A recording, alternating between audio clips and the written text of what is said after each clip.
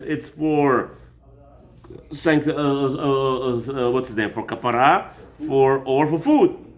Kagon, mazon, or refuah, or for physical healing, or for eating, or to sustaining. Or kol davar sheyesh bo shum tzorech bnei adam. As long as there is a need, like fur, like you want to wear clothing of the animals, you want to write Sefer Torah. So all those things. Aval lehamitam mibli shum to'elet klal yesh bedavar hashchata v'nikra shofech dam. A person goes fishing. Why are you going fishing? Just for the sport of it. What do you do with the animal? I went fishing once, and I always go fishing on a boat for one purpose. There's only one purpose I go fishing. It's to eat the fish. Oh, no, fish? I'm enjoying fishing. What are you enjoying fishing? You're torturing the animal, murdering the animal for nothing. Yeah. One time I was with a Jewish family, the whole thing, and they were catching a lot of fish. I said to them, please do me a favor. If you catch fish, you don't eat it, give it to us. Yeah. Some people are crazy, they do it for sport. And no, we eat it, and in the end they threw all the fish out. They threw the fish in all the fish dead and killed. Probably dead. No? What? The fish were probably dead. When they take them out of the water, they die like... Right, but then instantly, but the question is, are you allowed to do that? Of course not. Yeah. Fishing for sport is asur. It's asur legamre. Murdering animals for no reason?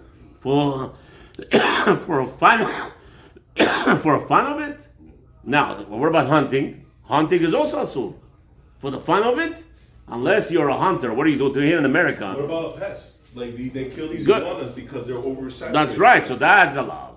So that's what I was gonna hit that animal. There is an animal called a pig, and in America there is a big mahala. A lot of farmers are being troubled by pigs overtaking the farms. Oh yeah, in Texas. That's right. So what they do, they hire people with snipers, and they're going around and killing these animals. Yeah. That is a hunting allowed. Or in New Jersey, they're hunting for bears. There is overpopulation of bears, and they harm people. That will be allowed. Yeah. That is to save human beings, you're allowed to. But to kill animals for nothing, just for fun of it, chas v'shalom. Yeah. Unless you make money out of it. Poachers, right? They call them? Poaching. By the selling. Yeah, that I'm allowed. That's allowed. 1,000%. Yes, Rabbi Sofer said it's allowed. I don't care who hears me. Because the truth of the matter, I don't care. I don't care. Hashem created that for a business. Yeah. If somehow the horn of that certain animal is worth a lot of money, and a human being survives from it and makes money out of it, what's the big deal? What's your problem? No, you can make up a rule. What's the fake rule that they made up? There is such a thing called extinct. These animals go extinct. It's not true. No animal will ever go extinct. It's a false narrative.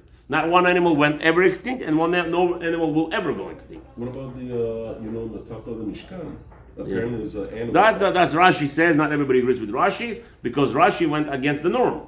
According to Chinuch, he went against the other Rishonim, who said there is no such a concept. HaKadosh Baruch Rashi says Tayash was made specifically only for the Mishkan. Just for that time, Hashem made the Tayash. Rambam and everybody disagrees with Rashi and says no such a thing. And Chadash Tachat HaShemesh. Tayash is actually the giraffe, according to most opinions. Anyway, so if it's a giraffe, what do you mean it's extinct? According to Rashi, that's very strange. Rashi there. So Rashi didn't believe that we have such a concept, but Rambam and the Chinuch both agree that there is no such a thing as extinct animals. Whatever Hashem created for 6,000 years, not one animal will extinct. It will never extinct.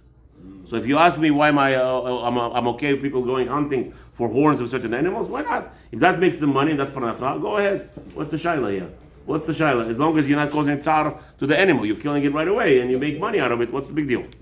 Okay, listen, everybody to each his own. You choose to make money of I don't know what. This guy chose maybe to make money out of this. What do you want from them?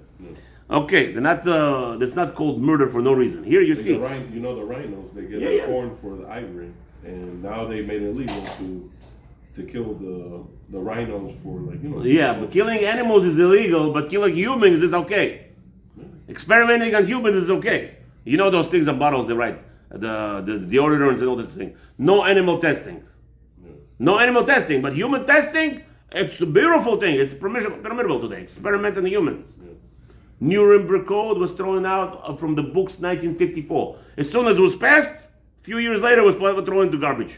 Experimenting on humans in the world wide since forever already. From 1953, they're experimenting legally on humans. That is allowed. You hear what's going on? Killing a rhino, that's prohibited. But experimenting on humans and harming them and torturing them, it's allowed. This is the world we live today, by the way. Even though you didn't kill a human being, you killed an animal. למעלת האדם ופחיתות הבהמה, בכל מקום שפיכות דם יקרה מאחר שלא התירו הכתוב לשופכו ללא תועלת. You're not prohibited to kill animals for no reason. It's prohibited completely. Well, listen, I'm not talking about listening to a person who says fishing for fun is asur. And here I am telling you to kill a rhino for its horn, for its mercury, whatever it is, it's fine, and it's a mitzvah, it's okay. Not a problem at all. You just have to be in your brain and your spot, in your place. When you can make up stupid rules and say, oh, it's illegal. Who do you think you are? Therefore, the Chachamim tell us, if you kill animals just for no reason, that is for no reason, and that is like murder. If you're not, Hakadosh Baruch Hu did not allow you to kill animals for no reason, therefore, if killing is like a murderer. And now this person takes an animal that's sanctified in the Beit HaMikdash and shechts it outside of the Beit HaMikdash. That's totally waste. And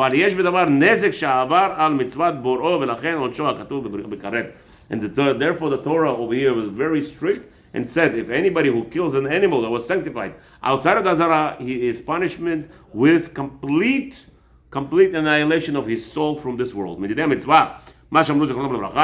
Told us, שאם שחט בחוץ, אף על פי שעלה בפנים חייב, if a person shechted outside of the Azara, and later on brought the animal and burned it inside, he will have a bigger punishment.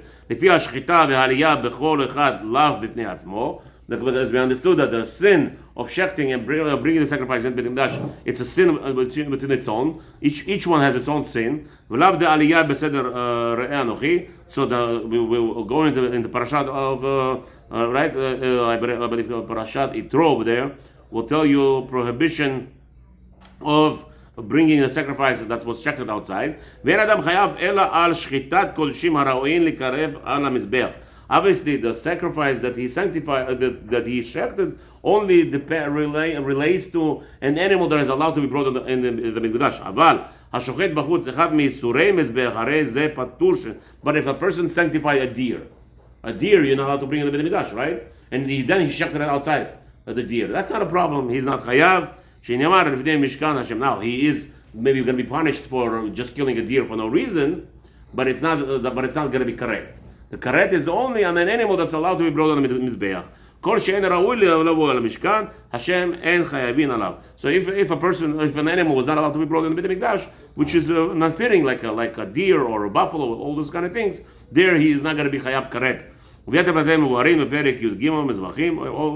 in Masechta Zvachim, in chapter 13, we'll discuss all this.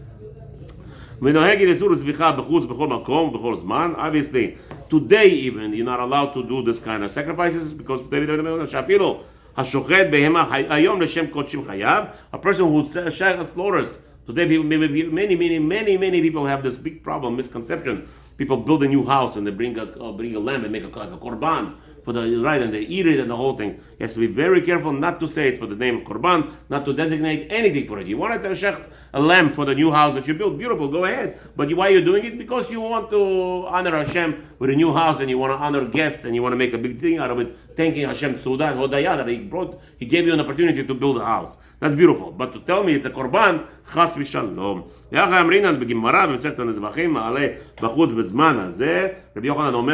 Even today the rabbis tell us anybody who brings a korban chas v'shalom is going to be punished with karet. That's the halacha.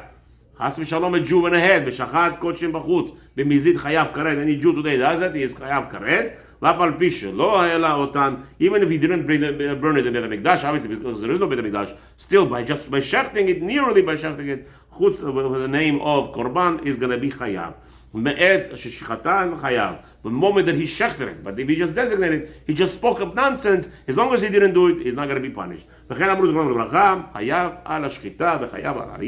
sages told us there is a different sin for shechting, there's a different sin for burning.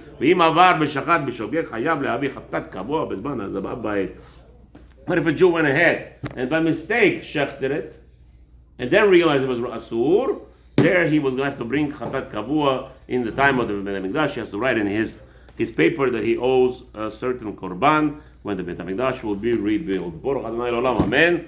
Amen. Whoever needs to make parnasa, lecho titparnasu, make a lot of money without any headaches, without any problems. Benachal b'simcha u beshalva.